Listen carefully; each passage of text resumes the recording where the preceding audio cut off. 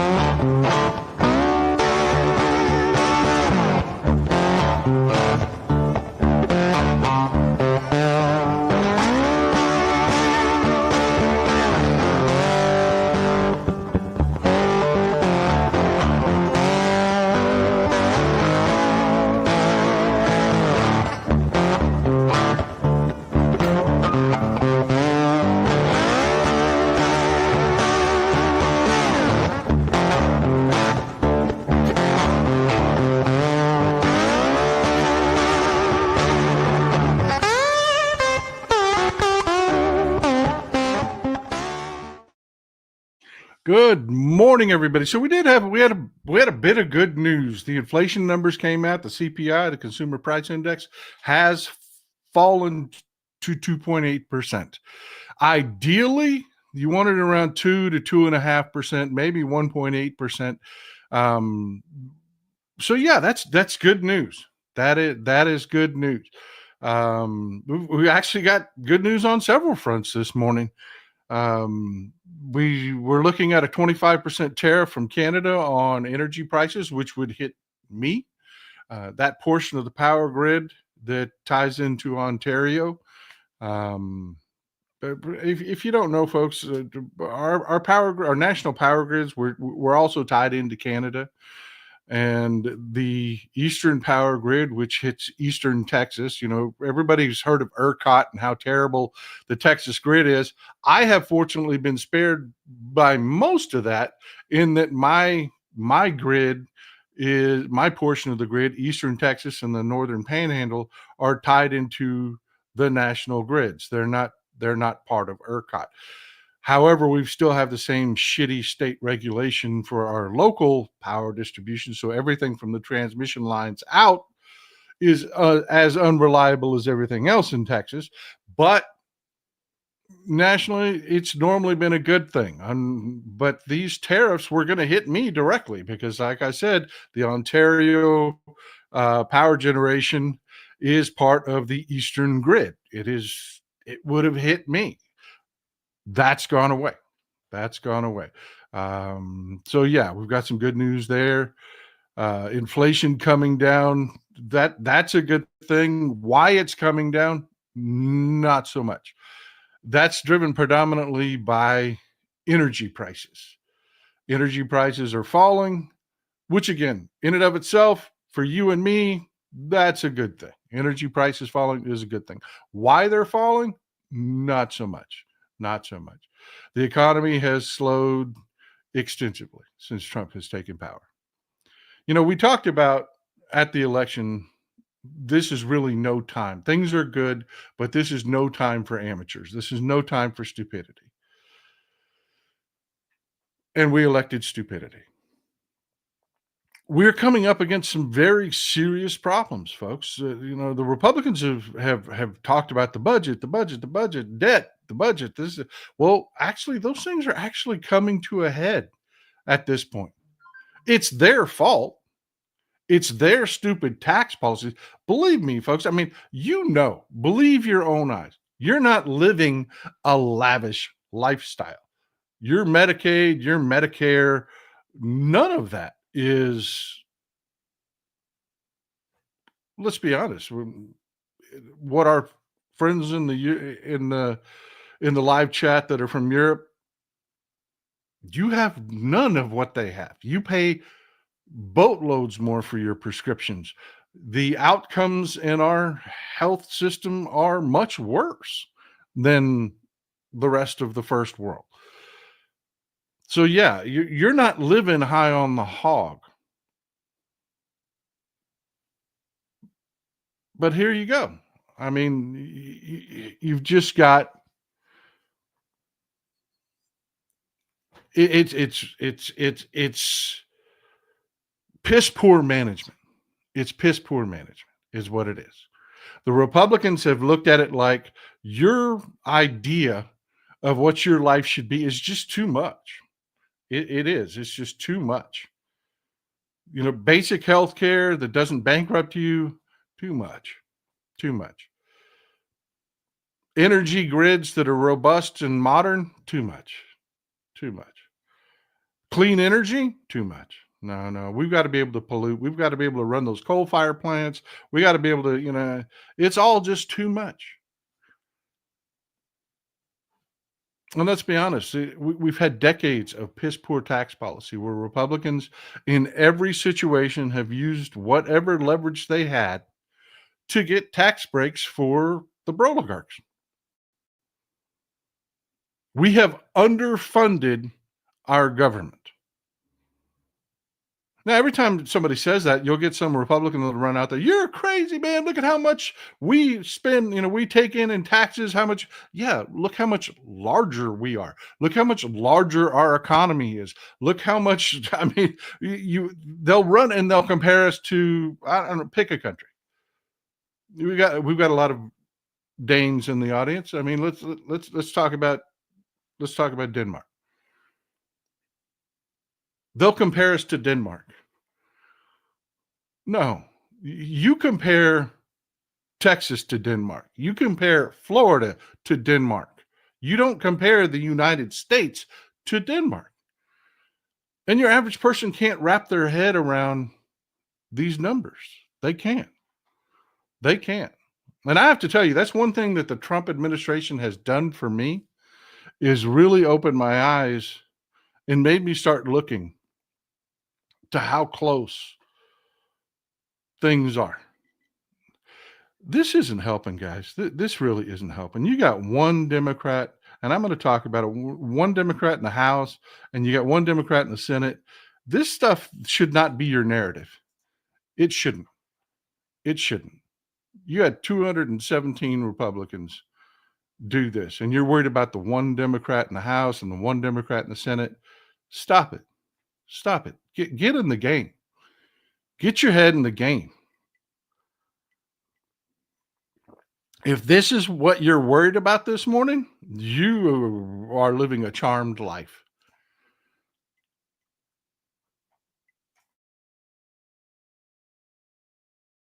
Yeah, I'm sorry. I can't sit here and stress about one freaking guy. I can't. It's just not that important to me. It's just not. It's annoying. Yes, I get it.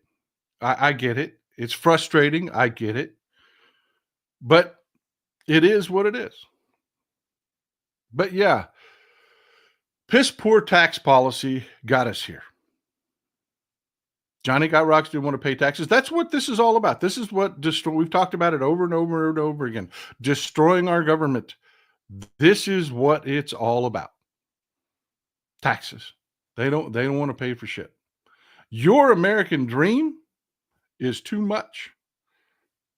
Work your whole life, break your body, get to the point where you want to retire without living on the streets or having to mooch off your kids. Too much. It is. It's just too much for them. You're spoiled. No. And that system that they made billions of dollars in, the systems that made them fabulously wealthy, so much so that they can't even wrap their heads around how much money they have. They don't get it. They can't even quantify in their own minds how much money they have. If they could, I promise you, they wouldn't spend their lives doing what they're doing. They wouldn't. You wouldn't. I wouldn't. No other human being would. So let's talk about it. Inflation numbers. That is a good thing. That is 2.8% CPI is a good thing. It is. Why it's at 2.8% is not. It's not. Energy prices have fallen, predominantly driving the lower CPI due to a slower economy. And folks are just not not digging it. They're not. Um, they really aren't. Um, one second, I've got a screenshot for you. We were a little bit late today because, well, every time Microsoft does a Windows update, they break shit. And when they break shit, they take forever to fix it if they ever do. So, yeah, pulling up these screenshots for you has been a real nightmare. This is a fact. Consumer confidence has gone into the toilet. It has. People are sick and tired of it. They're seeing the cost of living go up and up and up and up, with the oligarchs saying, look, you know, we're not going to pay you anymore. We're not. We're not. Any gravy that comes in is ours. That's it. That's the deal. You're not getting a taste. And people are just really getting tired of it. They are. On top of which, you folks have figured out just how effective a financial protest is. You don't like what they're doing? Close your wallet. This is, and I have to tell you, this cycle increases your power incredibly, because right now they're vulnerable. They are.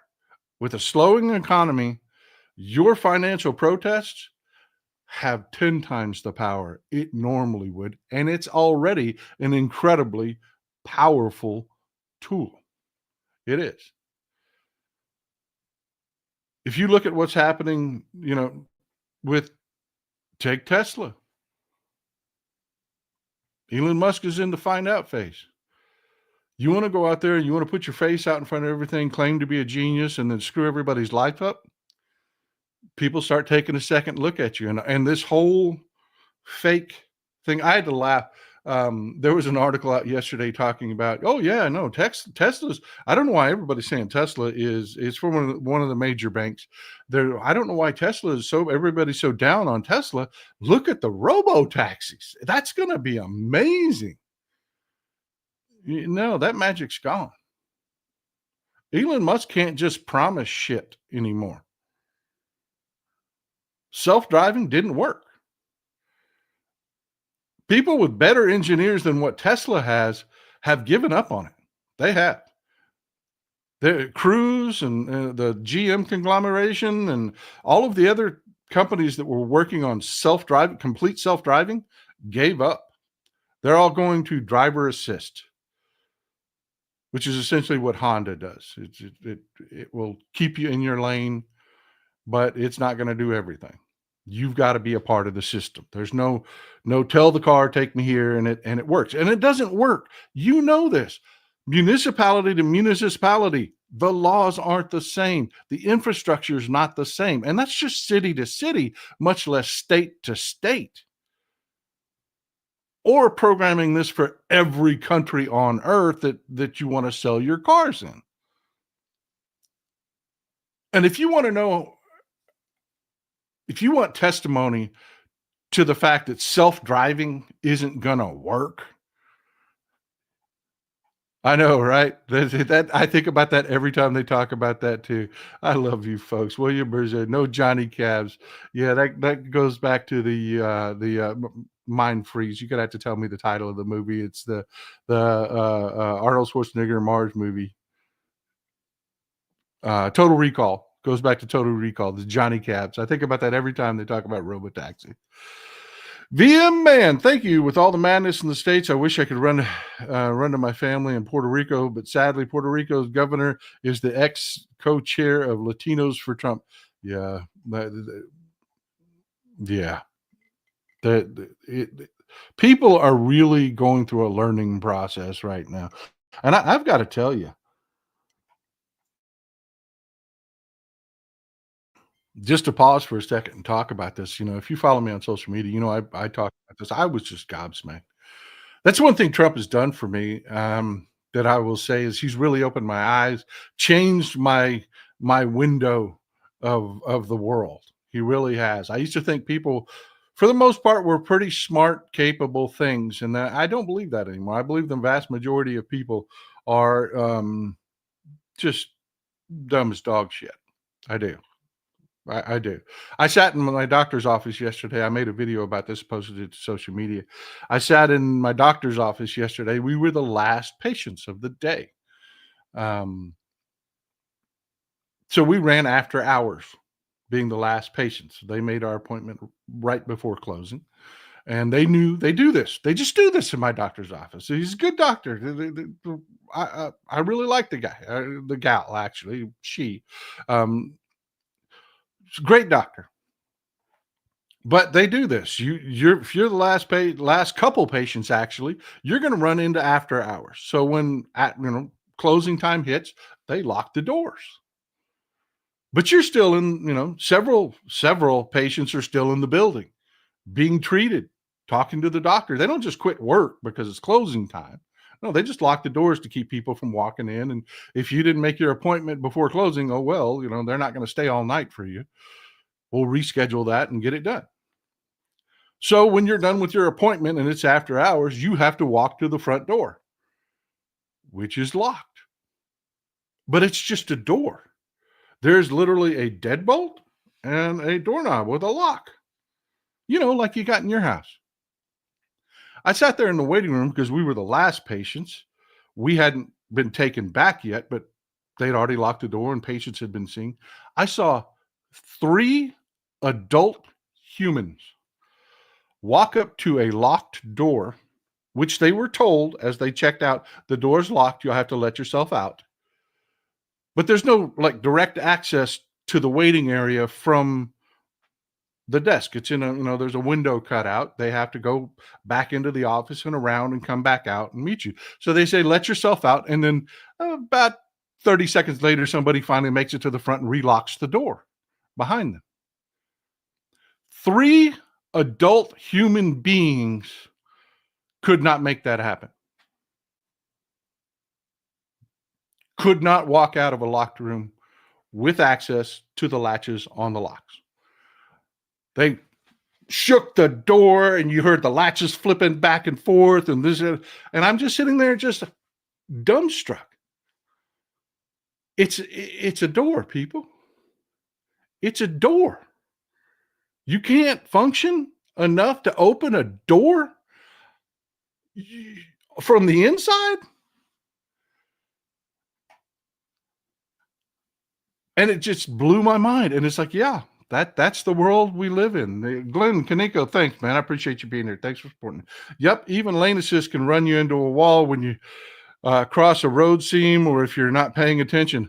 My Honda slams on the brakes all the damn time. If we're going around a curve, no emergency, no nothing. It just sees a car coming directly at you because of the curve of the road. It will slam on the brakes. You have to be very careful with these driver assists.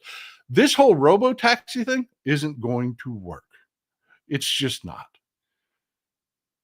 But you have this major bank saying, oh, well, don't give up on Tesla. Robo-taxis, man, that's the future. No, it's not. It's just another promise that's not going to work out. It is. It's just another promise that's not going to work out.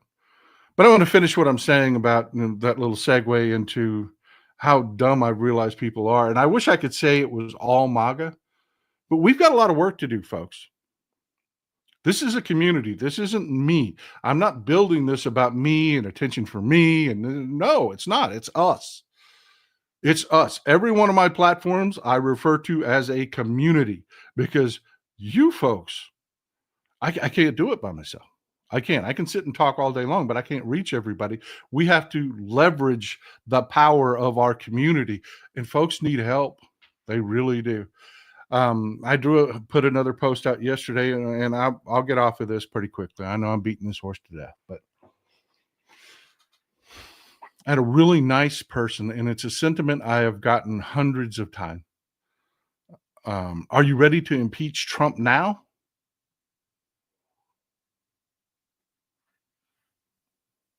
Really?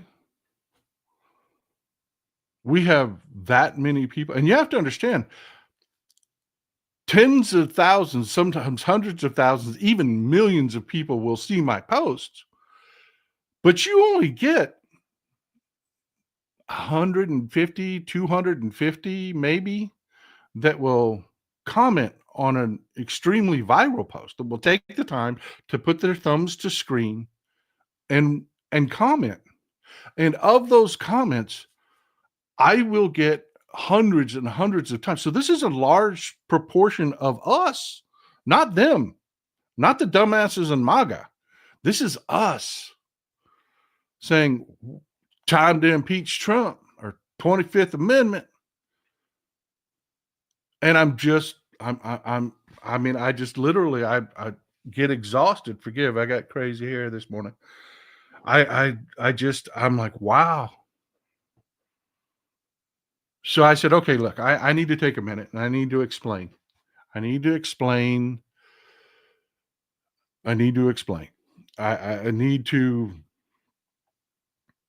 We cannot impeach Donald Trump.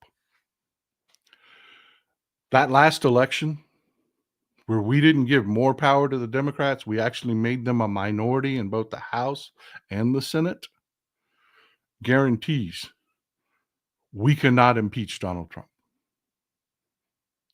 There are no Republicans that are going to do that. None. And this will segue into what we're going to talk about with the continuing resolution vote. None. That's not a thing. And I realize now that there's a lot of people that don't understand how impeachment works.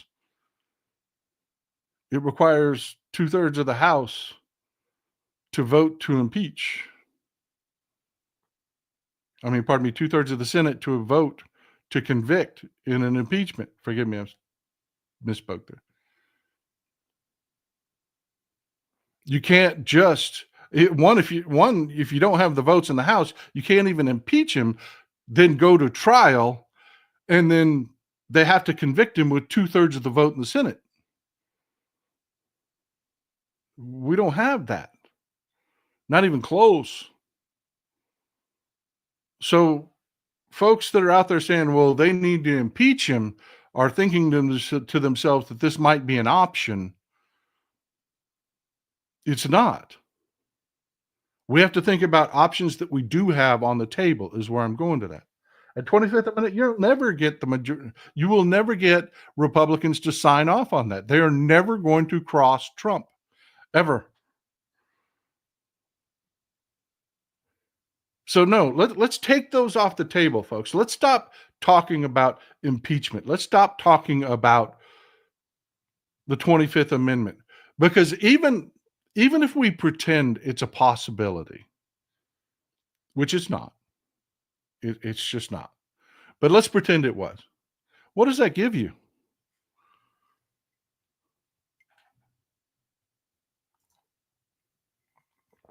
Love you folks so much. I love you folks so much. I do. It gives you J.D. Vance, who, again, I've said, with Trump, you've got somebody who is greedy and selfish and a grifter and can be manipulated. And we're going to talk about how that can work out to your advantage sometimes. But J.D. Vance is not that. J.D. Vance, you know those South African shit gibbons? The PayPal mafia, the ones that are whispering in Trump's ear right now that have so much power. Peter Thiel, Elon Musk, of course, David Sachs, that South African crew of buddies. I call them the shit gibbons. Yeah, those people.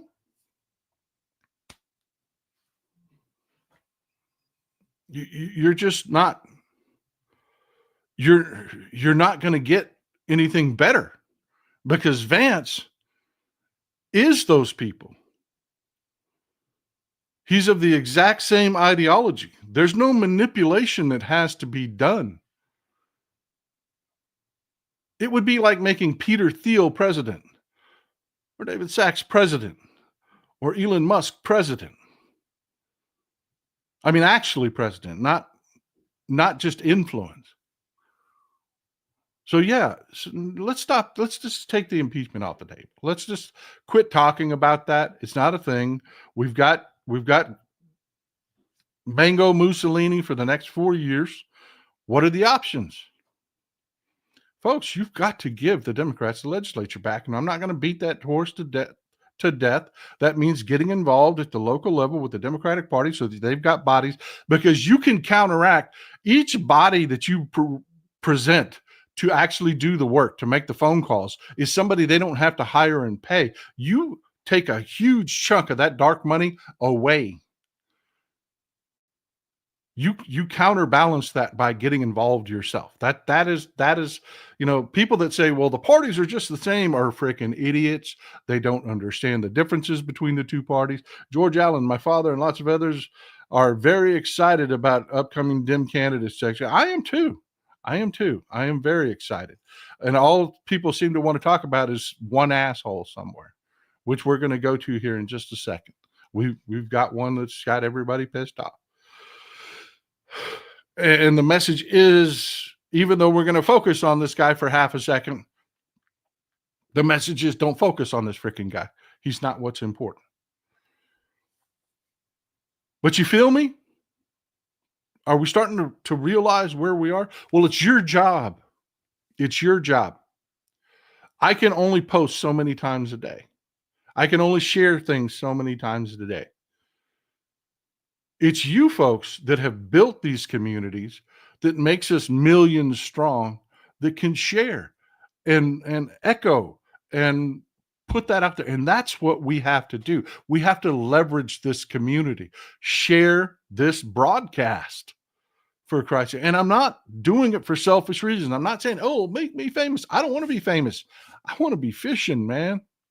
I do. I want to be working out in the shop. That's what I want to be doing. But this is what I've got to be doing because of what's going on. We just had the CR go through. The two people that voted against their parties are these two guys. Just one second. Oh, Windows is screwing me this morning. Just screwing me.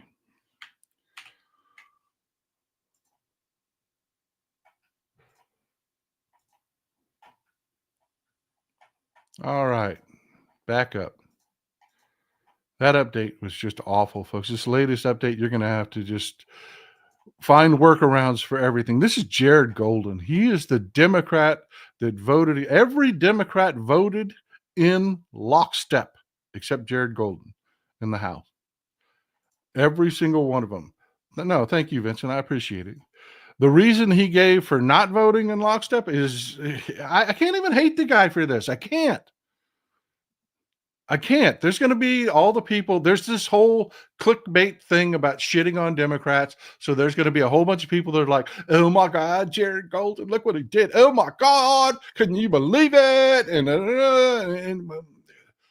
the reason he gave for not voting with the Democrats to oppose the CR is the exact same reason we gave every other time the Republicans tried to oppose a continuing resolution when we had power. He just said, I'm not changing my reasoning. We have to be the grown-ups in the room. Passing a budget and keeping the lights on is a basic responsibility. I'm going to do that. I realize you want me to oppose this. I realize you want me to throw a monkey wrench into the Republicans' plans, but I'm not going to say when the Republicans are trying to do it that what this is bad and then turn around and do it when I'm in the exact same position. That's his reasoning. So yeah, I can't hate on the guy. I can't. I don't agree with him. I don't. You know me. I believe in political combat, man. I do. You do what you got to do. You don't be better than Republicans. You be better at being worse than Republicans when it's time. That's how I feel. But this guy is doing a John Fetterman. He's saying, look, no, these are kid games. These are stupid. I won't play. And he can do that. He can.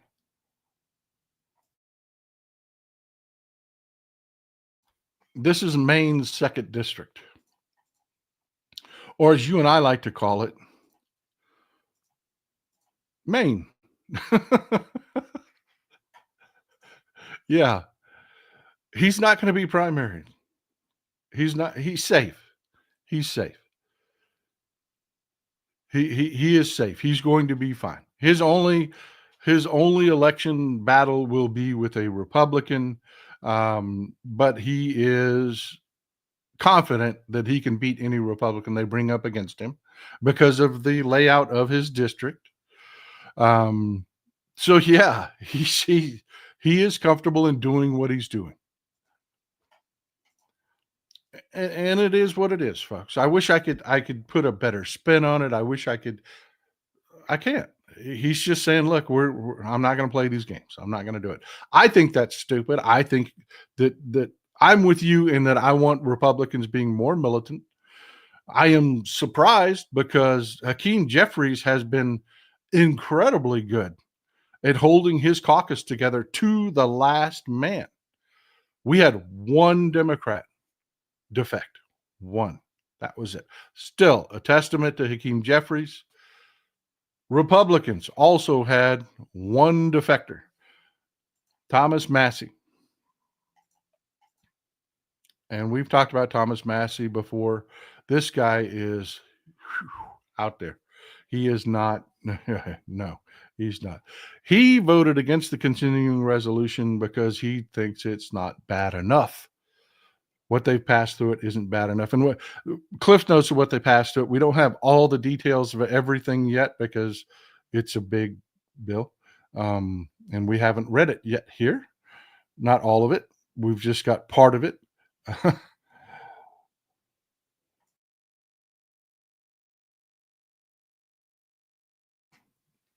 What old Thomas Massie objected to is that it's not bad enough. It's not harsh enough.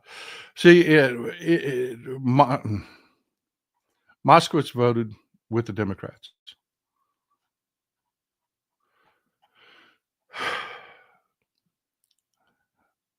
What Massey's objection is like I said, it wasn't bad enough. They took 13% from basically just things that you would need out of the government departments, things that the government does that has been a good thing. All right, I've got to stop. I've got to stop. What the hell, folks? I mean, I don't know how to get the message any clearer to you. Jared Moskowitz votes the way you want him to vote 99% of the time. He's had 2 votes that you didn't agree with, and now fuck that guy. I mean, come on, man. I mean, come on. Big picture, folks. It's one guy in a red Florida area doing what he had to do to keep his job. It is what it is, man. Buck the fuck up. Come on, people. Damn. Democrats are doing what the hell you want them to do overwhelmingly. We had one defector in the CR vote, and it wasn't Jared Moskowitz. It was one guy up in Maine. Let's hold the fucking line, people. Hold the line. You're getting 99% of what you want. Hold the fucking line. Kick Republicans in the nuts. Oh, I don't know how to tell you. Anyways, Massie, they took 13% from you and me and gave 6% to the military. They increased the military budget by 6%. They did. That is shit. That is the last thing we need right now. Because the people that are legitimately objecting, we've got a problem, folks. We do. We have a problem. In the next decade, we're staring down the barrel of a financial gun. We are. Because of bad Republican tax policy, they have skyrocketed our debt. They will not increase taxes on billionaires, which they have to do, and they will not cut defense spending because it is welfare for red states. They have driven us into a cul-de-sac and then blew up the exit. We did not have time for this. We did not have time for this in the last election. We didn't have time for this stupidity. Because yes, folks, cuts are coming. The math don't math anymore. If we don't cut defense, if we don't cut the largest programs, which is going to be Medicare. When I say cut, they're going to increase the age of eligibility. They are. They're going to get people. You're no longer going to 65, 62, none of that anymore. They're going to raise the age of eligibility to be like 68. They're going to do it because the math isn't mathing anymore. If they don't do these things, you're going to see a financial crash like nothing you've ever seen before. You're going to go back to, you're going to see hyperinflation like you've never seen. You're going to see the devaluation of the dollar like you've never seen. It will crash as a world currency. Your purchasing power in the global marketplace will be nil. Our financial house will burn to the ground. I just don't know how to put it to you more clearly. Financially, we are in trouble with our government. We needed to have grown-ups in the room at this point so that we don't have to reach the crash and then try to do something. We needed grown-ups in the room, and we don't have them. We don't. They just increased defense spending by 6% while cutting the services you need at the same time by 13%. Why? Because they're going to give that 6% in tax cuts to Johnny Got Rocks. They have no interest in righting our fiscal ship. And you have a handful of Republicans that are screaming this isn't going to work. But even those Republicans are in frickin' sane. Because they're like, well, don't touch my money. Don't touch my red defense spending welfare. I want to build my F-35s in Fort Worth. I want that money. Well, you can't have it. You're going to lose it in about 10 years. If we don't do something, what's going to happen, what happened to the Soviet Union will happen to us. It's really real. We're really on that road. Everybody sees it. Everybody sees the cliffs. Get it? We've got to put grown-ups in charge. We don't have time for this. We don't have time for this kind of nonsense. This kind of nonsense.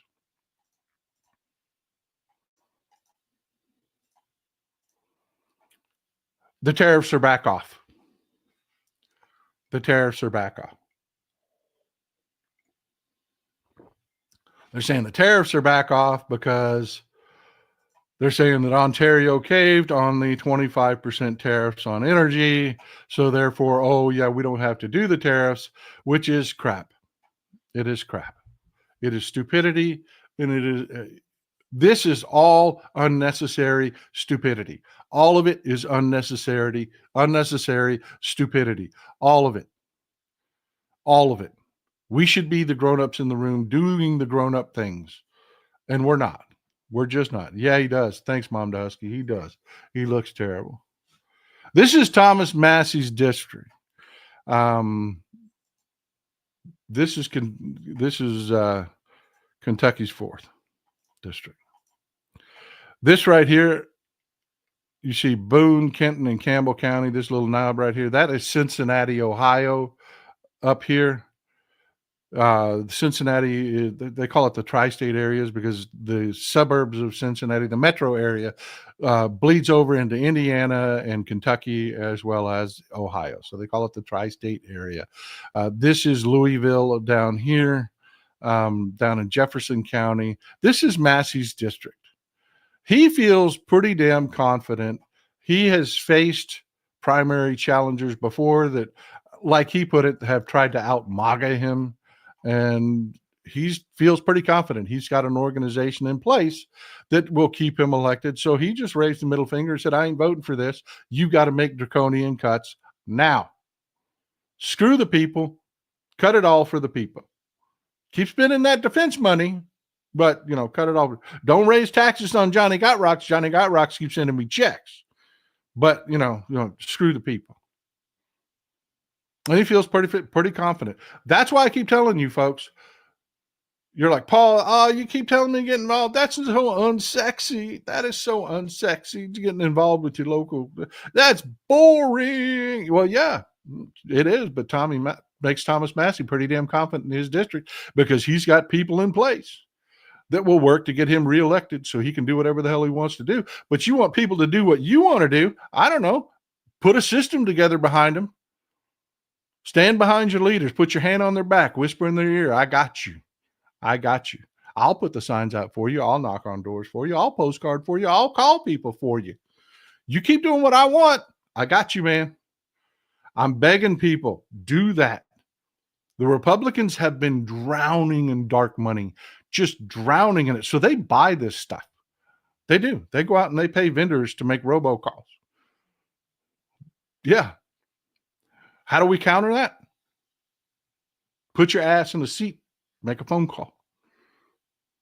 You can counter their money. It just takes getting involved. And the upside, I keep telling you, the upside is you get to meet a bunch of people that think like you. You get to hang out. You get to go to dinner. You get to talk to people and socialize with people that think like you, that aren't assholes. It's priceless. I'm telling you. I'm going to quit beating that horse to death. I am. But yeah, Trump has declared that he is going to take out Thomas Massey because he's really mad because the one guy didn't vote the way he wanted. And you got a bunch of people fracturing on the right because one guy, the thing that I'm screaming up here about Democrats here, stop doing that. Well, yeah, Trump is going to try to primary Massey, which is going to create a real opportunity for us in Kentucky's 4th district. This is why I keep telling people, don't do this on our side. Because let me give you the example. Thomas Massey doesn't have to worry about being primaried on the right. But they will create a fracture in that party. They will create people who will stay home. Remember the Bernie Bros? Remember the Bernie Bros? I was a Bernie Bro, but I said, okay, no, he can't win after New York. I'm voting for Hillary. A lot of people didn't, because that is a political reality, folks. When you get in behind a candidate, you put the work in, you do the blood, sweat, and tears for a guy, and then you see somebody like Trump pull the levers against you and screw you, you don't show up to vote. Which gives us a tremendous opportunity. Those suburbs around Louisville and Cincinnati, yeah, we can make inroads. We can fight on that ground.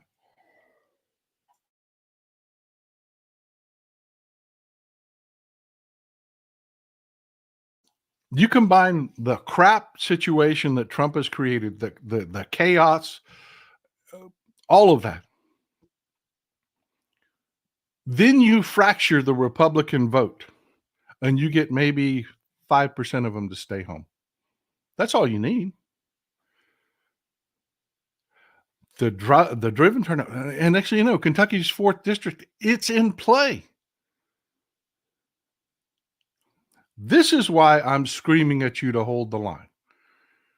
Because when you do that, I understand gas enough. I understand being pissed off. I do. I get it. I really get it.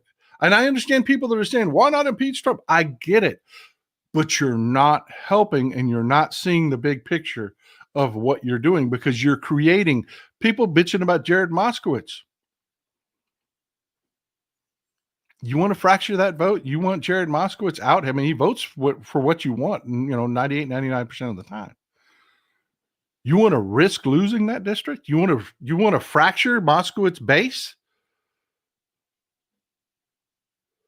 and make him vulnerable? No, big picture, folks. Big picture. Big picture. Gotta stay focused. Gotta stay focused. So Trump, the main story for today, is Trump gets out trumped. He did. He did. He got out trumped. That whole spectacle we saw in the White House, where he just insulted Volodymyr Zelensky. You saw Zelensky. He got a little hot. He did. You could see it on his face, especially when JD Vance started running his mouth. But he's a smart guy. He is. People like to point out he was a comedian. Yeah. Let me introduce you to some comedians. Let me introduce you to my friend Christopher Titus sometime. Comedians are freaking smart people. You know what the art of comedy is? It is taking a person who is living their life with all the challenges that you face, and it is speaking to them in a way that you take them out of their life and all their troubles and everything that's going on. And you talk to them in a way that makes them laugh, that lets them forget their troubles, lets them laugh at you usually. That takes skill, my friends. That is, and yes, he did. He did. You could tell he was pissed. Oh, you could see the body language. I mean, he was leaning forward in his seat. His hands were, but he did. He held his temper. He held his temper. And then he out-trumped Trump. Right after that meeting, the next day, a lot of people were very disappointed. Volodymyr Zelensky issued that apology. And what did that buy him? The apology that Trump demanded. What did that buy him? William G. Atheist, my friend, glad to see you here as always. Thank you for all you folks that are here regularly. It blows my mind. I'm so grateful for the support. I really am. When Biden was going for the 15% maximum tax on corporations, went a long way to filling your budget hole. It did. It did. And it's going to happen. Titus does good work. I'm going to invite him on the show here in the next couple of days. We've got my friend Richard Ojeda, Major Ojeda, is going to be on the show Friday. Maybe this weekend, maybe this Sunday, I can get Titus. I don't know what his schedule looks like. That guy works like a fiend. I wish I had his work ethic, man. That guy works like a fiend. I'll try to get him on the show, folks. My point is, comedians are smart. They are very smart people. They understand people. They understand how they work. And boy, oh boy, did Zelensky work Trump. He really did. Kate Marylight, my fear is that someone from MAGA right that has been burnt by the layoffs, or a family member that has lost their cancer treatment or health insurance, does something stupid and dangerous. That is a real fear to have. I'm going to say something that's going to blow your minds here. I hope that God, nobody touches Trump. I do not want JD Vance anywhere near the White House. Anywhere near the White House. I just don't. He is Peter Thiel. He is Elon Musk. He really is.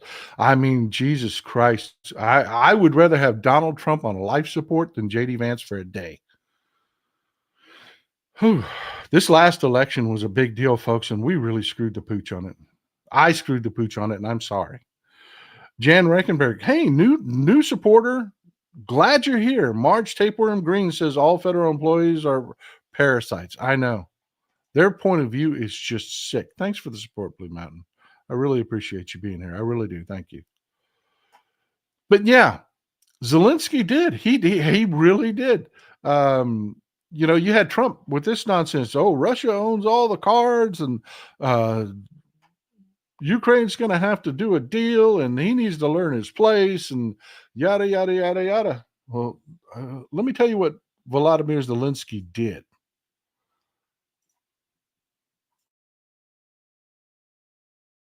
I told you, Trump can be manipulated. Sometimes that works out in your favor.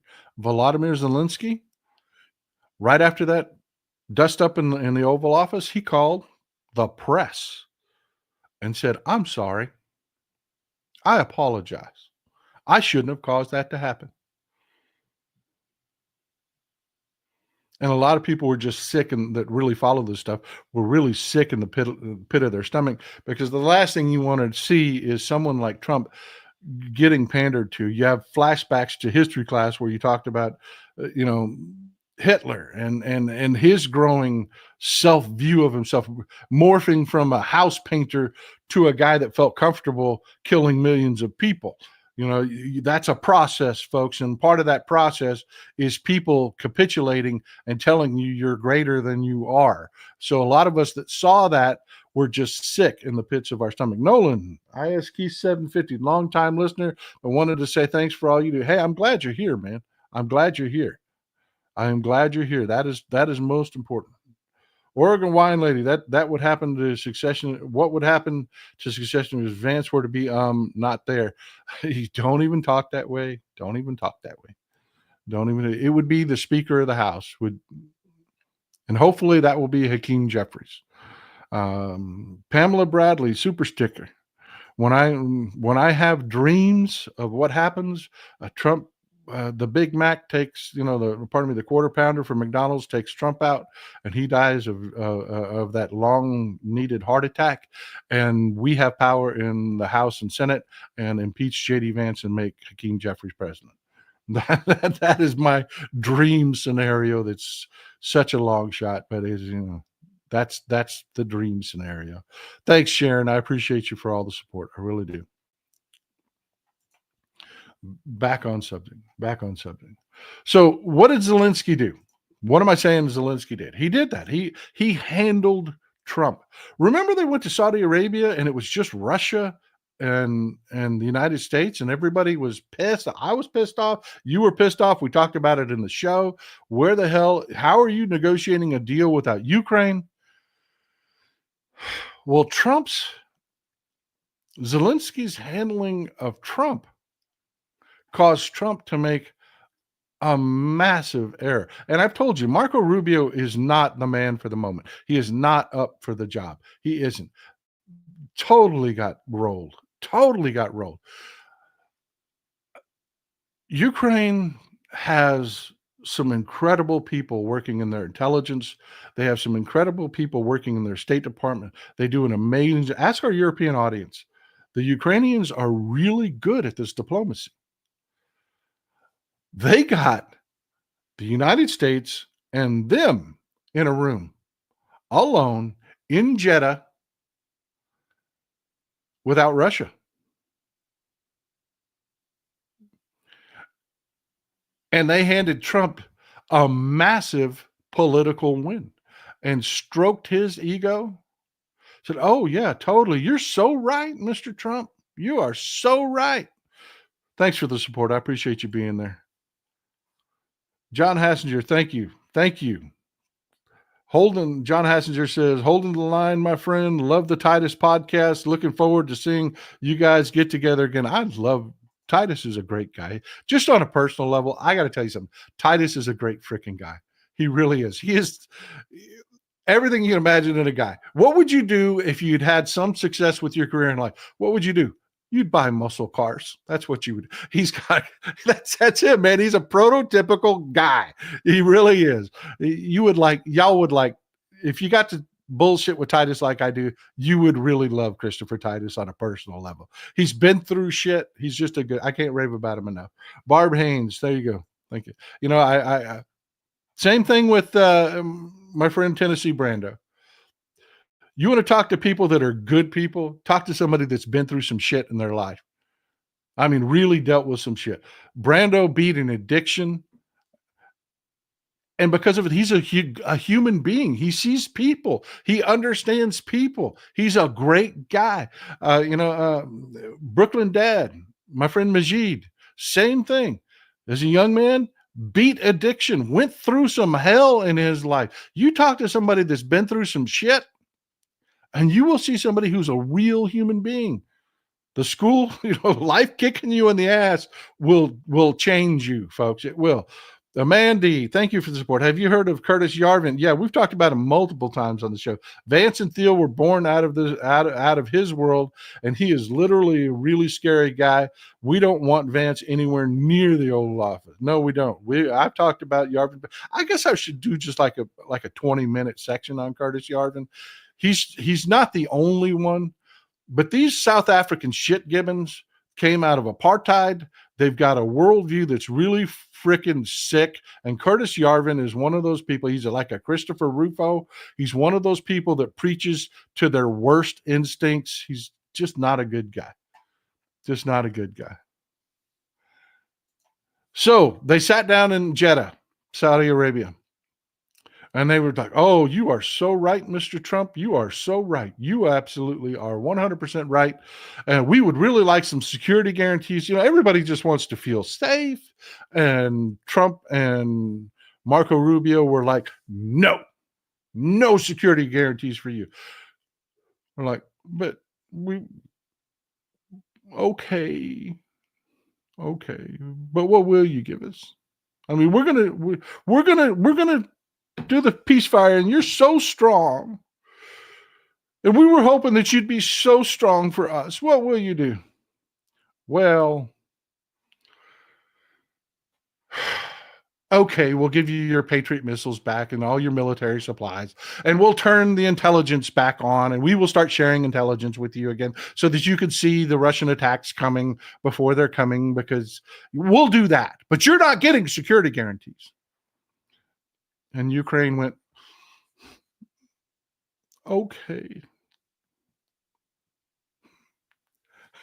And now today, Russians are dying. Because all those C-130s and Galaxies that they turned around that had Patriot missiles to refill the batteries, that had ammunition, everything that we were handing the billions of dollars and military support that we were handing Ukraine are back in the air, headed for Poland to our depot in Poland, where they'll be put on trains and trucks and sent right into Ukraine.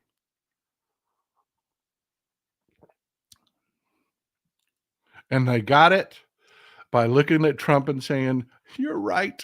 You're so strong. You're so strong. And you know who is pissed the hell off this morning? Vladimir Putin. Because Vladimir doesn't want Ukraine. He wants Eastern Europe. He doesn't want this ceasefire. He wants everybody to cut off Ukraine so that he can defeat Ukraine. And he didn't get it.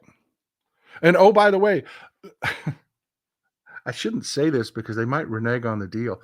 You know those minerals that Trump, Mr. Art of the Deal was saying that he wanted in order for, we got to get paid.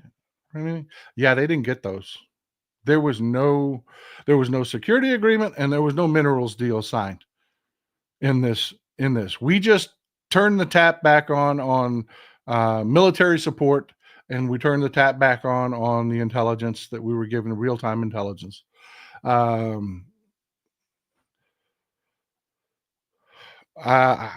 go have a steak and drink a beer. Yeah, I don't give a shit if Elon Musk lives or dies. I really don't. I really don't.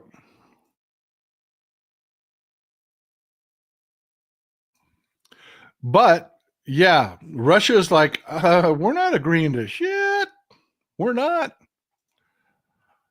But old Marco Rubio's been coming out, the ball's in Russia's court. And Trump even got on that talking point for a little bit. And he's like, well, yeah, now we'll see what Russia does. And if Russia does, and then reporters asked Trump, well, what if Russia doesn't agree? And Trump painted himself into a corner all by himself, all by his little lonesome. He said, well, if Russia doesn't agree, he's losing face at that point. Well, I guess people will just have to keep on dying. We'll have to keep on doing what we're doing. Hence, supporting Ukraine with military supplies, yada, yada, yada. So basically, again, just like the tariffs, all of this was for nothing. Nothing. What Trump managed to negotiate was one side to say, yeah, we'll agree to a ceasefire, making them the good guys. There's no way to argue. Ukraine said, okay, yeah, we'll do a ceasefire. You can't argue it. We'll do a ceasefire. And we'll do prisoner exchanges. We'll give all of the Russian prisoners we have back. We'll give them to you so that you can put them back in the battlefield, hand them a weapon, and we can kill them again later. Because that's exactly what Russia will do with those prisoners. They will get back to Russia. They will get turned around. They will get put on a bus. They will get back to the line, and they will get handed a rifle, and they will be put right back in the field, and they will go right back across, and most of them will die. That's the deal, folks. That's it. Prisoner swap. Ukraine agreed to a 30-day ceasefire. Russia has not. Russia is sucking lemons right now because they want all of Eastern Europe. They don't just want a little bit of territory in Ukraine. They don't. They will never agree to this. They will not. They're simply going to reinforce that they are the bad guys in the room. And Trump did this because he's an idiot. He is a moron.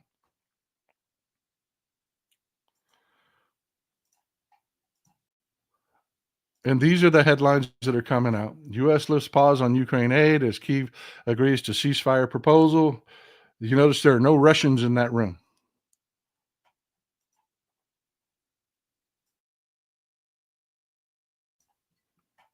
This is not how you broker a peace deal, folks. It's not. That's the downside to all this. Yeah, it feels exactly, Shelley Hoffman. Feels like we live atop a meth lab. It really does. It really does. All of this energy, all of this damage to relationships, all of it for nothing. For nothing. Folks, this is why. The Republicans, they want to go all in, man. They're all about Johnny Godrocks and the oligarchs. They are. They want to go all in on Russia because that corrupt money flows out of Russia like crazy. It does. It just does. And the Republicans don't want this. We are going to have our military transport aircraft flying arms to Ukraine continuously. Arms and support and legit, everything. Parts, munitions, everything. Flying continues. That is going to enrage people like J.D. Vance. That's going to enrage the Republicans on the Hill. And it's going to enrage Russia. Why? Why is this happening? Why is there this fracture within the Republican establishment that has Marco Rubio making deals to support Ukraine? Reality came home. Just like with the tariffs. Reality came home. You've seen what's happened with the markets for the last several days. I haven't even looked. What's the Dow doing today? I will wager the Dow is climbing. I will wager that the whales are eating today. Let's look. Let me go take a look. Let me pause for a second. Let me just do a quick search for Dow Jones. No, it's still in negative territory. Still in negative territory, P. They haven't bought into the fact, they haven't given up on the fact that, yeah, the economy is screwed. So, yeah, we're still in negative territory. There's a bit of a dip. I thoroughly suspect, I'm not always right. When I saw the news this morning between Ukraine and we're not going to put the 50 to 60% tariffs, I figured the whales were going to eat. Most of them went liquid. They have tons of cash on hand. I thought they were going to buy in today. So far, it hasn't happened. See, I'm not always right. That will tell you that the economy is in shakier ground than anyone in the corporate media is telling you. I'm telling you over and over again, it is. But what forced these Republicans to this reality? It's just that reality. It's what's happening in the world. China is not falling to its knees. It's not. They've been preparing for this. They're ready for a trade war. They are. And I would not be surprised if you didn't see China start getting a little bit aggressive militarily. I wouldn't be surprised at all. Yeah, Colleen Sarah Rubio just put a target on his back. Yeah, yeah. When the headlines start coming out that Trump got rolled, when even the corporate media has to acknowledge that Trump got rolled, and when Putin doesn't agree to this, and it all falls apart, they're going to need somebody to blame, and it's going to be Rubio. It's going to be little Marco. Thanks for the support, Pam. I appreciate you.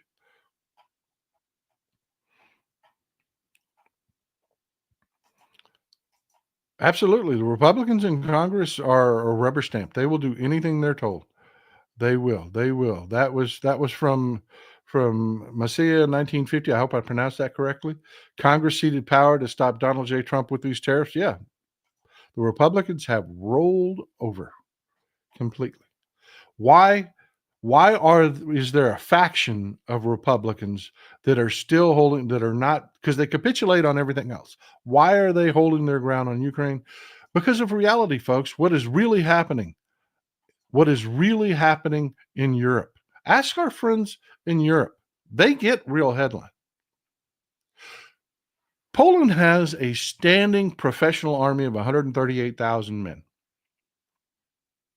200,000 when you figure in reserves. They just built an infrastructure. And I've told you over and over again, Poland wants in this war. Poland wants in this war.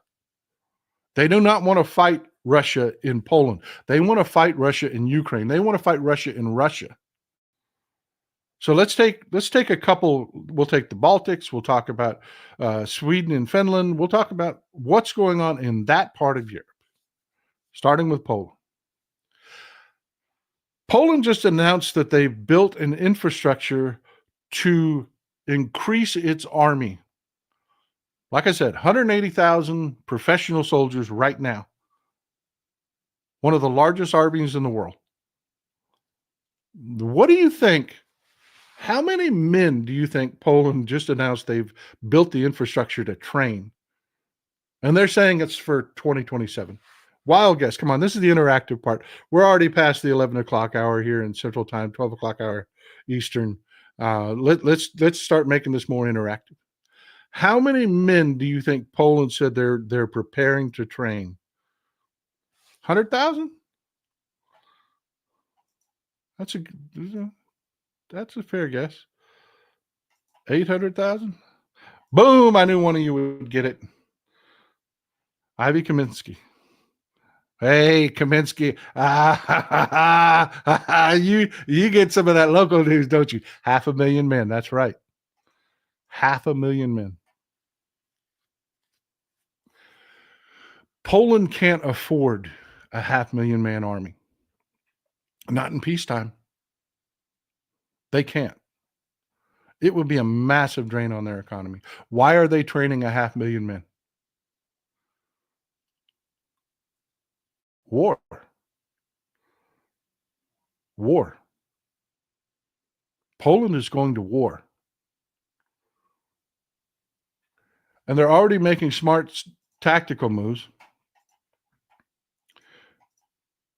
Because if Poland jumps in this war, what is the one thing that they actually have to fear from Russia? Because it's obviously not their army. It is tactical nuclear weapons, biological weapons, all those things that break the Geneva Conventions that Russia will use, chemical weapons. Russia's got no honor when they fight. So Poland said, look, we can either spend a huge amount of money or they can do what they're talking about here. Poland seeks access to nuclear arms and looks to build 500,000 man army. Poland had Andre Duda and they're in lockstep. They really are. There's one small faction inside Poland that is, they lick Putin's tank, whatever he wants. But the overwhelming majority of Poles, you've got Donald Tusk, who has come out and said, Give us nuclear weapons because they've been negotiating with us to put ICBMs in Poland. And we have drug our feet on it. So Donald Tusk came out and he said it blatantly, clearly. Just Joan says, I appreciate your perspective on Jared Golden and Moskowitz. Thank you. Thank you. He said clearly, give them to us or we'll build them. We don't want to spend the money. It's expensive, but we'll do it. We have the technical know-how. Poland is not some backwoods country. It is not some backwoods country. It is not. Poland is extremely developed. So they did. They just put an ultimatum out there. Look, we're done screwing with you, United States. Either you give us the nukes or we'll build our own. And then they turned to Europe and said, give us the technology or we'll develop our own. In which my man Macron stepped up and said, you don't even have to do that, my friend. We already have nuclear weapons. We'll sign a treaty with you. We will put you under our nuclear umbrella. And if Russia attacks you utilizing tactical nuclear weapons or utilizes chemical weapons or in any way does something like that, it will be French nuclear weapons that are flying to Russia. Amen. Vive la France.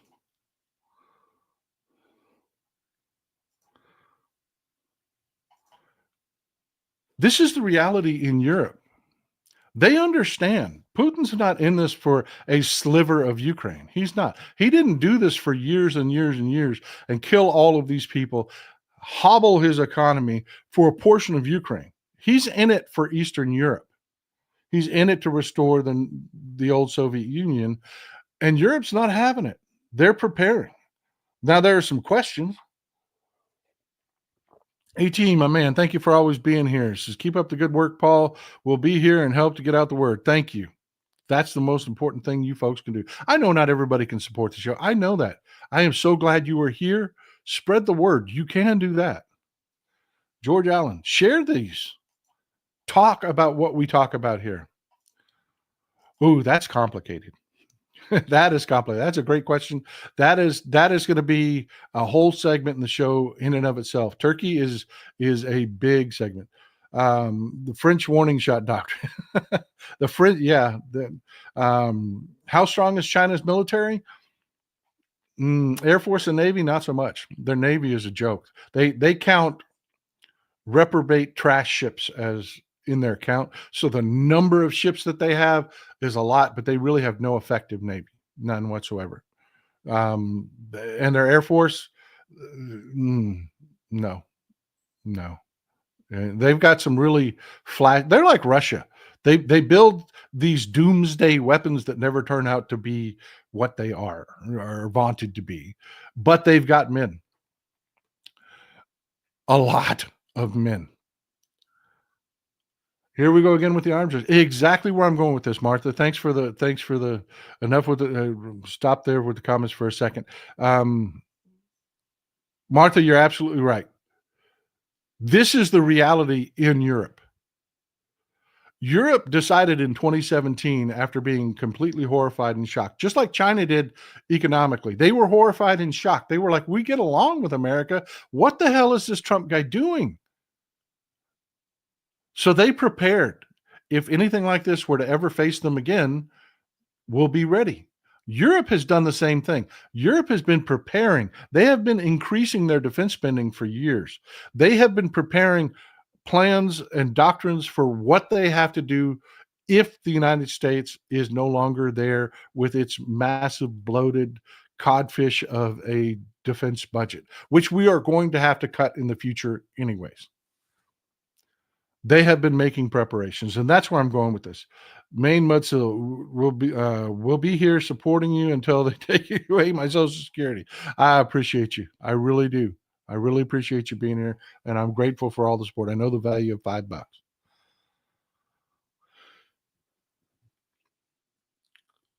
So Poland has built training facilities to build an army that they cannot possibly sustain through peacetime.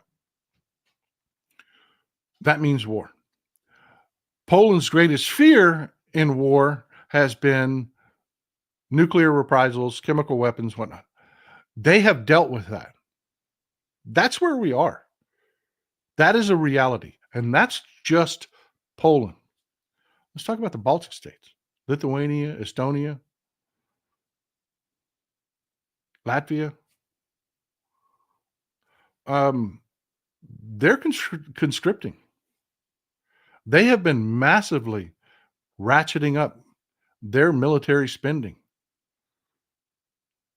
They have told the president of Latvia told the European Union in his last speech, draft, start conscriptions. Do it now, not later.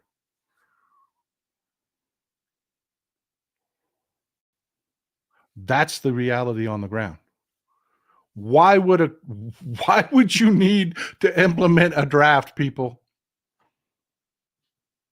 There's only one reason you have to implement a draft. That's really happening. That is the reality of what is happening on the ground. And then there's this. I love this meme. I have loved this meme forever. It's been around forever. This is one of my favorite memes on all of the internet. Sven, get the Volvo. Do we have any of our Swedish friends in the audience today? If you're from Sweden, I would love to hear from you. Sweden just engaged in their largest military exercise ever, utilizing their own resources. Sweden moved more people. Let me pull up the map. Let me show you what we're talking about. Won't take but a second. Hang with me. Won't take but a second to pull it up. Google Maps.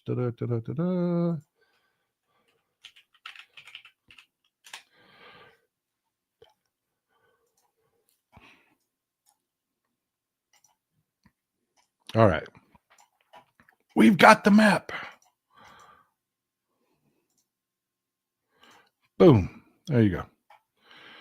This area in red, that's Sweden. Of course, we have Finland here, which has a massive, long land border with Russia. Sweden has a little bit of a land border, or pardon me, Norway has a little bit of a land border up here with Russia. Sweden is right across the Baltic Sea from the Baltics, and then you, of course, you've got this little area right here, Kaliningrad, which is Russian territory. And of course, this little island right here, Gotland, is massively important because here's St. Petersburg. If the Russians want to ship anything, if they want to do any trade out of the Baltic and North Seas, they have to go right by Sweden and Denmark. And you've got this tight little choke point right here. There's the city of Copenhagen. A lot of people don't realize the strategic location of the city of. Most people have heard of Copenhagen, but couldn't find it on a map. They don't understand. Every Russian ship has to go through these straits. They do. Sweden just engaged in one of its largest military exercise ever. They moved more men, more soldiers. Sven, get the Volvo, put it on a ship because we're sending it across to Latvia. They moved more men across the Baltic Sea than they ever have in any exercise ever. Yes, Vikings, you have pissed off the Vikings. You have pissed off the Vikings. I love you people. That is 100% spot on. Everybody's preparing. And here's the question. I told you there were questions remaining. Macron's been clear. He has been clear. The two questions remaining are Germany and the UK. Keir Starmer has been vocal, but his actual proposals not that great. He's like, we're going to put troops in Ukraine, and everybody's like, yay! And then they read the fine print that says after the war's over. Boo.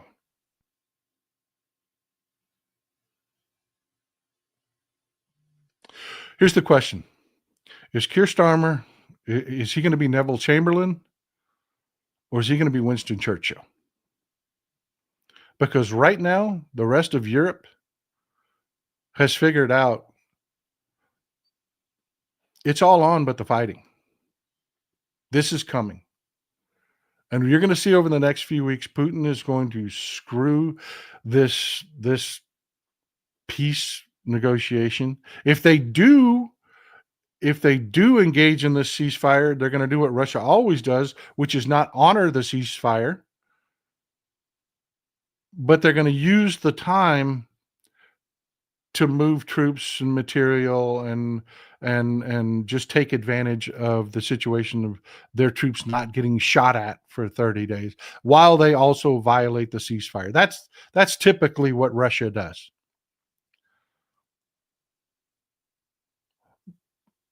But Scandinavia, Europe, Finland especially. Oh, you do not. Oh my God. Woo. The Finns, you do not want to be on the opposite side of a battlefield with the Finns. You don't. You just don't. Have you ever seen one of those boxers that is just strategically? Klitschko was like this. Klitschko was the mayor of Kiev. It was like this. Just technically proficient, extremely good soldiers. They will keep you away with the jab. Every time you try to move in, they will tax you and make you pay. Me too, George Allen. I do. Brando's a friend of mine. I'm lucky to count him as a friend. He's a good man, does a great show.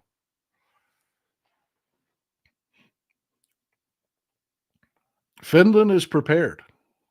The Baltics are prepared. Behind closed doors. This is what you're seeing said out loud.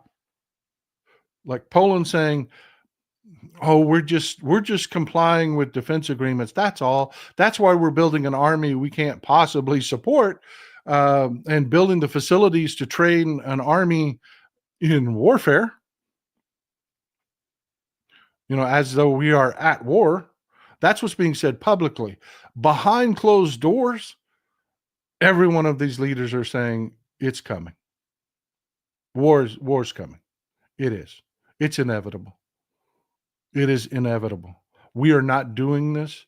We're not going to negotiate away Europe. We're not going to take that psychopath Vladimir Putin and make him fabulously wealthy and hand him nation after nation after nation and their men and their resources and allow him to build a juggernaut that we cannot later fight. We're not doing it.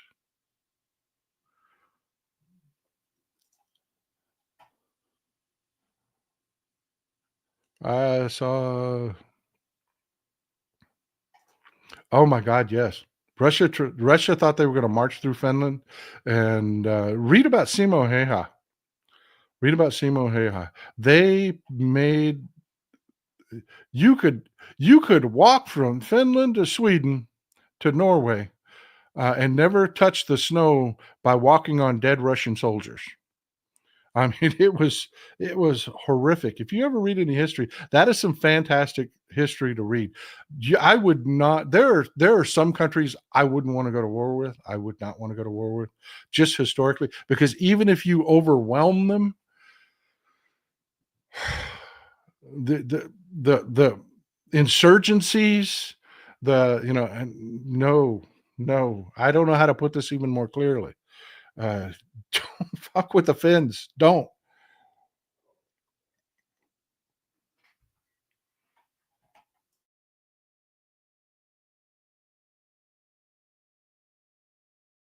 Let me just sum this up. Let me wrap it up here. You have a segment in the Republican Party that understand the reality. Read about Simo. One of the greatest snipers that ever existed, ever.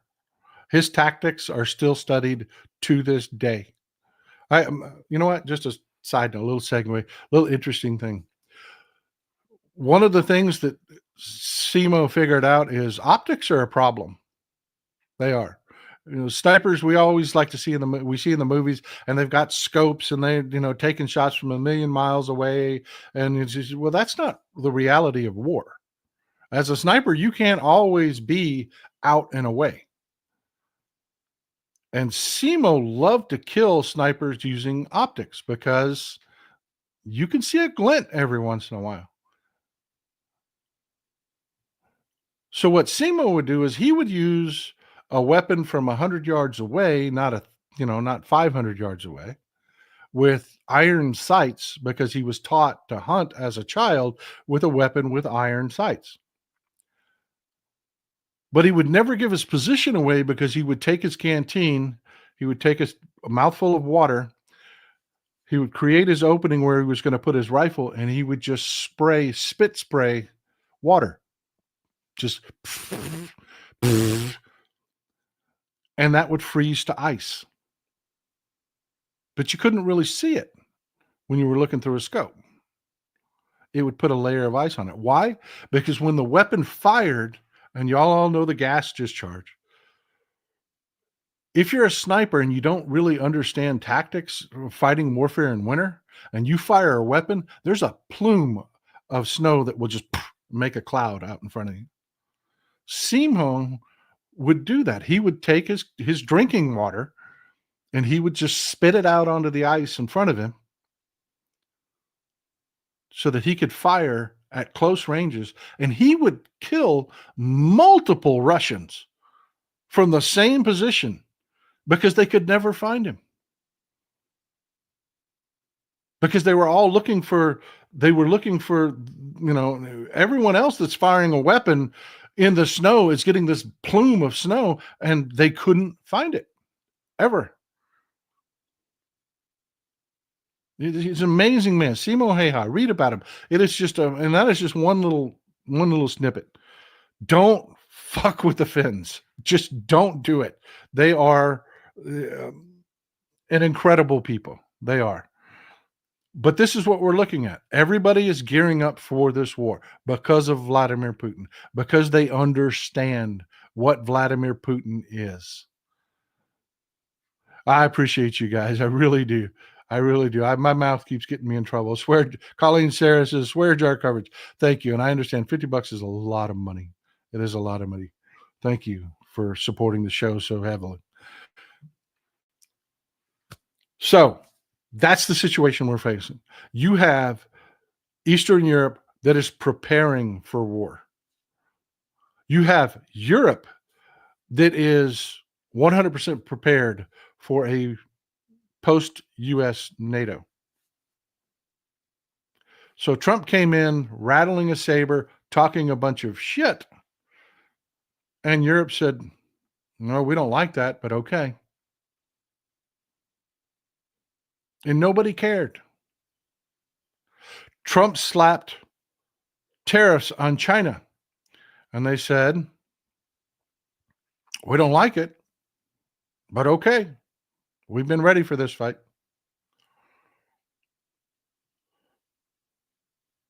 Folks, this is doomed to fail.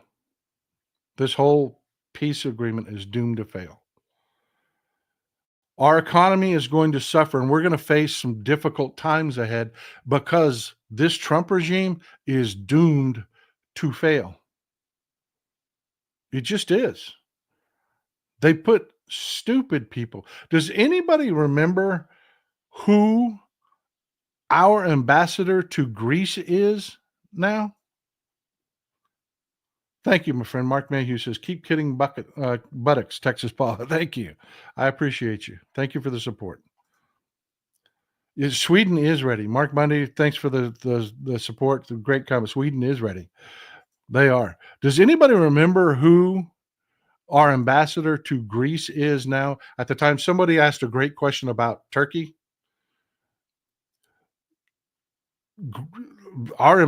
Yeah.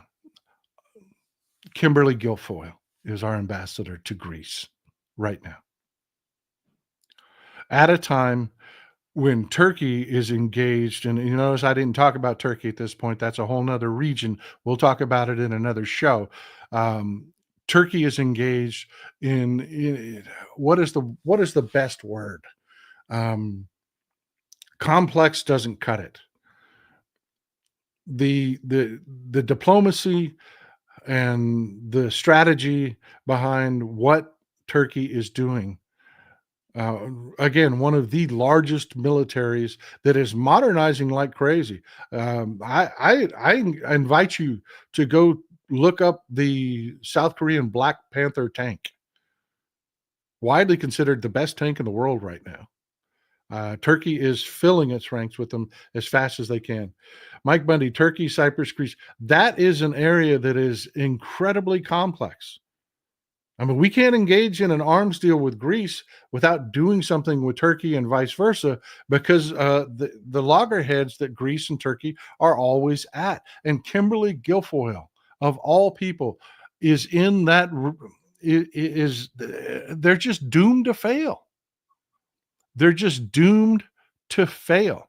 Thank you, Mike Bruce. I appreciate you.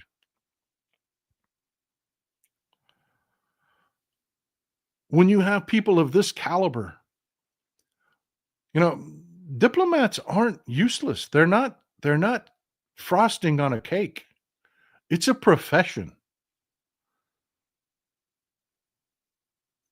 in this incredibly complex area that influences everything in the Eastern Mediterranean.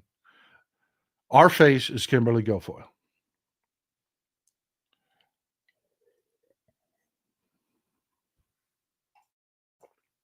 We are doomed to failure with this administration. What do we do about it?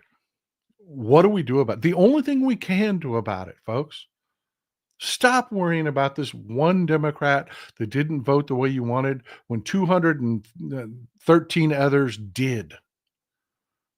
212 others did. Don't worry about one senator that didn't vote the way you wanted when 45 other Democrats did. Hold the line. Stay in this fight. Understand the long picture and the challenges ahead of us, both economically. I mean, let's take another look at the Dow, see if it's recovered, because I really expected the whales to feast today.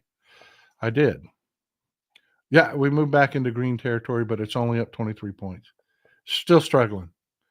Still struggling, and it's well after lunchtime in New York.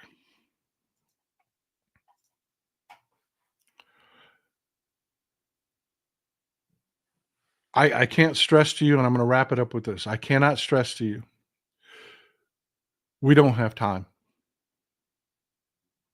We don't. Time is not a luxury that we have here in the United States. Trump likes to say, you don't hold the cards.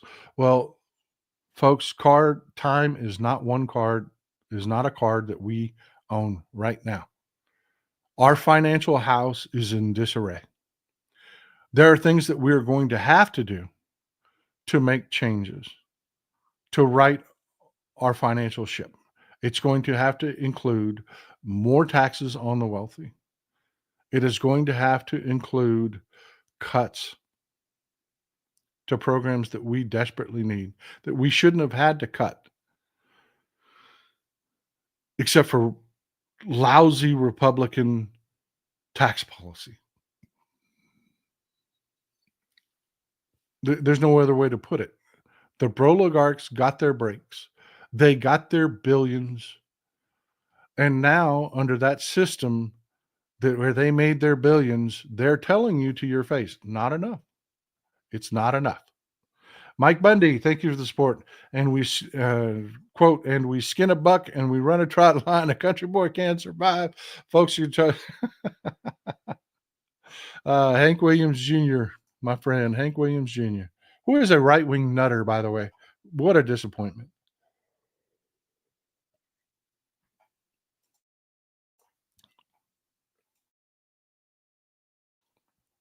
Well, folks, that's what I've got for you today.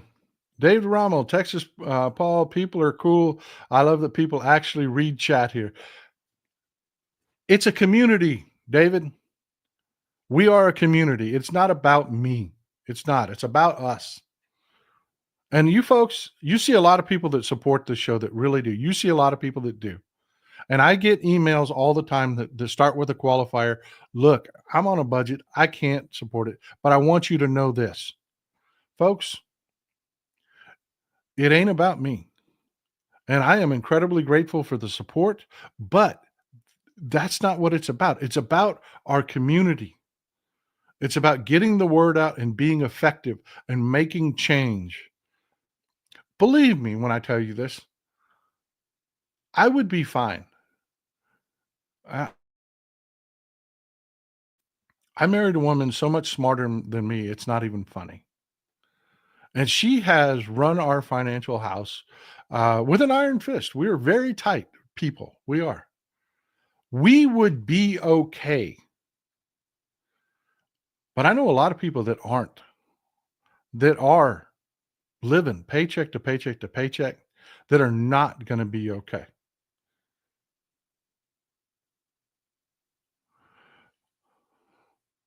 Believe me, luck had nothing to do with it. Little to nothing to do with it. It was extreme discipline. Extreme discipline. It was. Every situation, every shopping trip. I got to tell you, how many grocery stores do y'all go to? We go to 4 when we shop because my wife takes her time and she goes through those sales circulars. She finds what we need and she finds it on sale and she plans a trip. Sometimes it'll be 2 stores in a shopping trip. Sometimes it'll be 3. We are incredibly tight people, but we'll be okay. There are a lot of people who will not. And that's why I'm doing this. That's why I'm not out fishing right now. That's why I am not out in the shop. I'm here doing this. But it ain't about me. It's about what we're doing here. It's about us.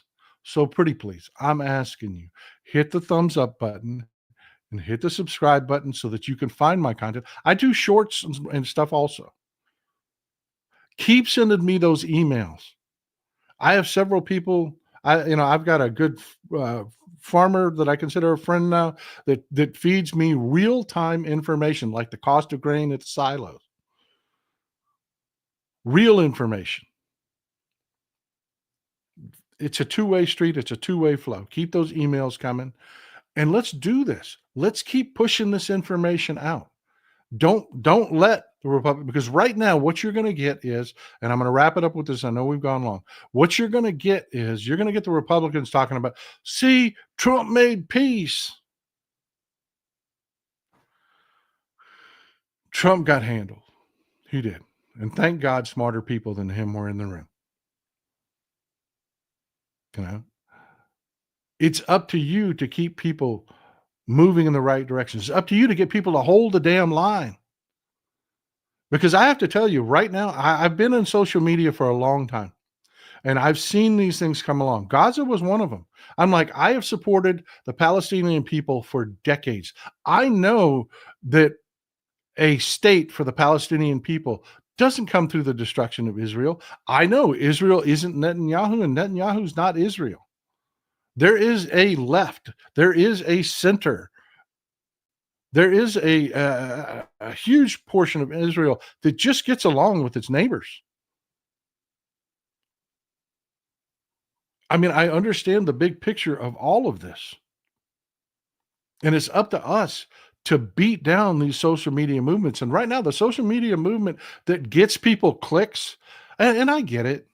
When you've got 5,000 followers or 1,000 followers, or, I remember what it felt like when I would say, wow, 50,000 people liked what I said.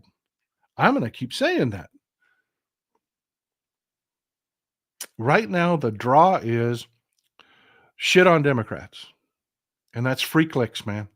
It's free clicks. Partially because it's fed by the right-wing troll movement, the paid trolls, the paid bots are paid. The AI bots are they're paying for those to respond to anything negative about Democrats. So you get that affirmation for people, but then you get people that think that they're building something or doing something,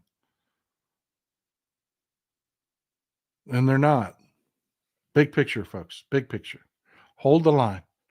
Hold the line right now. And if this ever changes, I will tell you this. I am the founder of the Ride or Die Democrats. I am. You cut me, I bleed blue. But if the Democrats ever became what the Republicans are, and the path forward in our two-party system wasn't through the Democratic Party, you would hear it from me. And I ain't telling you that. I'm telling you right now, folks, we've got one path forward. Yes, we're going to have this miserable ass sorry Trump regime for 4 years. And the only thing you can do about it is put Democrats in power in the House and the Senate. It is the only thing that will blunt this. So when you see people out there trying to collect likes, it's just like posting a picture of your cat. I love to post pictures of my cat. I love seeing pictures of your cat. But we all know what it is. We all know it's a click magnet. It is. And that's what beating up the Democrats is all about. It's just a click magnet right now. I can't stop that. Combined as a community, we can. We can. We can keep the focus on the Republicans. We can keep, and it's working, folks. It is working. You can see by the way they're backpedaling. Just a couple days ago, we had cut off all military support for Ukraine and cut off all intelligence for Ukraine. That is over. We are now supporting Ukraine again. We are now giving them intelligence again. You're seeing with your own eyes, it's working. Now, the Republicans will try to spin it about Donald Trump. They will. They will. But you're smarter than that. And that's why I need you, and I'll wrap this up, I promise. That is why I need you. Yes, there are many. There you go, right there. The Bulwark. That is a good one. That is a good one. It is. There are many sources out there that you see giving good information. Spread that information. That is how we counteract the bots, with real people really spreading the message. Because what bots can't do is bots can't transition from social media to real life. You can. You can. And bots don't vote. Anyways, folks, that's what I've got for you today. I hope you've enjoyed it. I hope it's been useful. Thank you for supporting the show as much as you have. I am very grateful. I want to stress to you again, I make these cups myself for you. So everyone that you get, I've made with my own little hands. I have had a supplier problem providing me the blanks with the cup. I don't manufacture the ceramic cups. I ain't got that kind of time, people. I buy the blanks and then I sublimate them for you to support this show. I am behind the 8 ball. We're a little bit behind my supplier, who's been amazing and fantastic. Drop the ball on me. They're coming. If you've got cups ordered, they are coming. I promise you, they are coming. I love you, folks. This is Old Texas Paul. Enjoy some Texas cities at night.